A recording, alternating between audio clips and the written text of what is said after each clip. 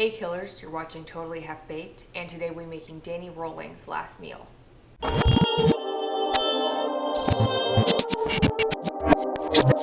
Danny Rolling was born in Shreveport, Louisiana in 1954. His father, James Rolling, was a police officer who abused him, his mother Claudia, and his brother Kevin. James Rolling was prone to violence and verbal abuse. Claudia made several attempts to leave her husband but would always return to him. Danny Rolling was arrested several times during his teen and young adult years for robberies in Georgia and for spying on a woman getting dressed. His shocking actions in 1990 would make him infamous in Gainesville, Florida, and inspire a horror movie franchise. We'll start by making a graham cracker crust. Add melted butter. Now add sugar. And mix with a fork or whisk. I just end up using my hands. Now using a release pan or a pie pan, add the graham cracker crust mixture.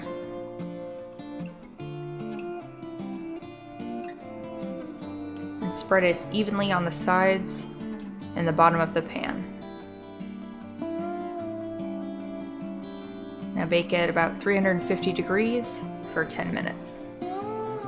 To make the filling, put room temperature cream cheese in a bowl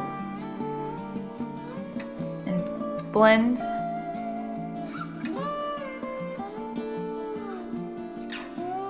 Add your sugar and blend. It's important to blend slowly so that everything actually mixes. Now add vanilla.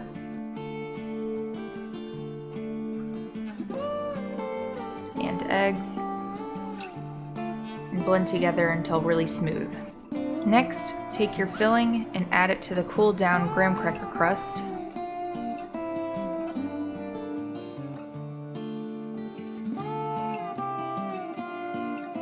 And then bake at about 350 degrees for 35 minutes.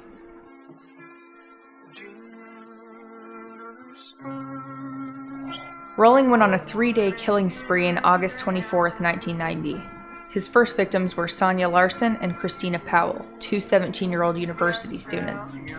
He broke into their apartment early in the morning. He found Powell first sleeping on the couch in her living room, but left her to venture upstairs and find Larson. He attacked Larson first, taping her mouth shut and stabbing her to death. He then went downstairs, bonded Powell's wrist with duct tape, threatened her with a knife, assaulted her, and stabbed her in the back 5 times. He posed the two women's bodies in disturbing positions. Then he took a shower and left the women to be discovered the next day. The next morning, he broke into another university student, Krista Hoyt's apartment. She wasn't home, so he waited in her house until she arrived at 11 a.m. He took her by surprise and put her in a chokehold. He attacked her in the same fashion as Larson and Powell, using duct tape to subdue her, assaulting her, and stabbing her in the back, rupturing her heart. He then decapitated her and arranged her body at the edge of her bed and put her severed head on the shelf facing her corpse. On August 26th, Danny Rolling broke into 23-year-old Tracy Pauls in Manny Tabota's apartment. Rolling attacked Tabota first in his bedroom and killed him. Hearing the two men fight, Tracy Pauls went upstairs to find Rolling in her roommate's room. She ran and attempted to barricade herself in her bedroom. Rolling broke into her room, he overpowered her and duct taped her mouth and wrists. He then assaulted her and stabbed her in the back. He posed her body like he did to his other female victims, but left Manny Tabota's body in the same position in which he died. While the cheesecake is baking, we'll make the strawberry topping using cornstarch, sugar, and strawberries. Chop the strawberries and throw them in the blender, along with the other ingredients, and blend until smooth.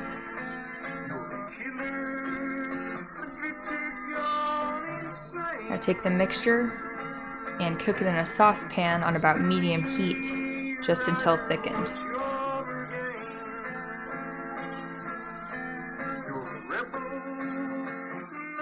After letting the cheesecake cool down for about 30 minutes, spread the strawberry puree on top of the cheesecake.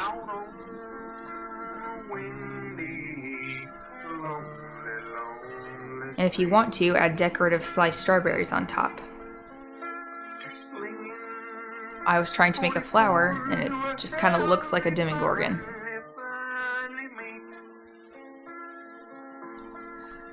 The murders drew a lot of media attention. The killer was quickly nicknamed the Gainesville Ripper by local news stations. Students in Gainesville were frightened, and the community wanted the murderer caught as soon as possible. Authorities sifted through over 100 suspects but weren't able to catch the killer. They caught a break when Rolling was arrested for burglary in Ocala, Florida on September 7, 1990. The tools he used matched the tools used at the various murders in Gainesville. One of the detectives working in the Gainesville case also learned of a similar crime committed in Shreveport, Louisiana in 1989. Authorities from Shreveport sent the Gainesville detectives the unsolved case file, in which 55-year-old William Grissom, his 24-year-old daughter Julie, and his 8-year-old grandson Sean had been attacked in their home.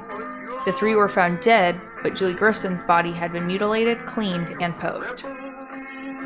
During the course of Rolling's arrest in September, police found a one-man camp in the woods where he was living.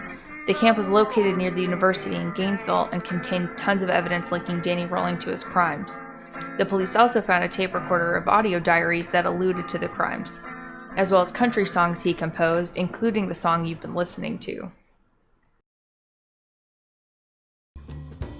I've made fried shrimp like twice before on this channel, so I'll keep it brief. Just take shrimp, your wet batter, all-purpose flour, and panko breadcrumbs. Take your thawed shrimp, dip them in the wet batter, then the all-purpose flour, back in the wet batter, and then the panko breadcrumbs, and repeat. Now heat up about 4 cups of vegetable oil in a deep pot. Let the oil get to about 300 degrees and fry the shrimp in small batches. To make a basic baked potato, clean a russet potato, stab holes in it with a fork, and wrap it in foil. Bake it at 400 degrees for about an hour. Now remove the potato from the foil, slice it down the center, and add whatever toppings you like to it. I just add pepper, salt, and butter.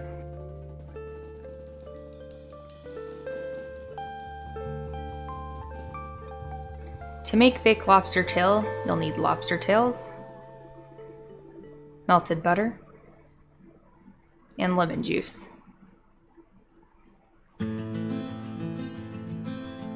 Now you can watch me struggle for an embarrassing amount of time to try to pull the lobster meat out like they do in restaurants and rest them on the tail.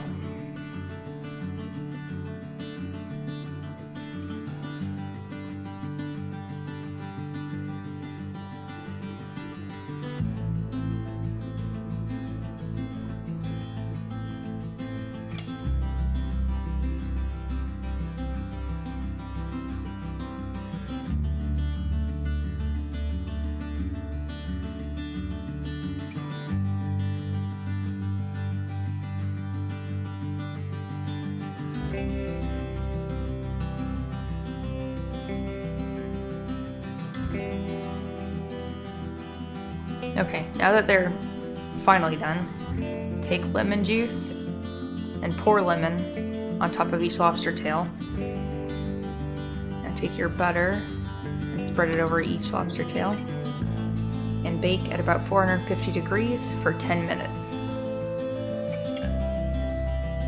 And they're done. Rolling was found guilty of his crimes and sentenced to death on April 20th, 1994, and was executed on October 25th, 2006 by lethal injection. His crimes inspired Kevin Williamson to write the screenplay for the movie Scream when he read an article about the case in 1990. Danny Rolling's last meal consisted of lobster tail, fried shrimp, a baked potato, strawberry cheesecake, and sweet tea.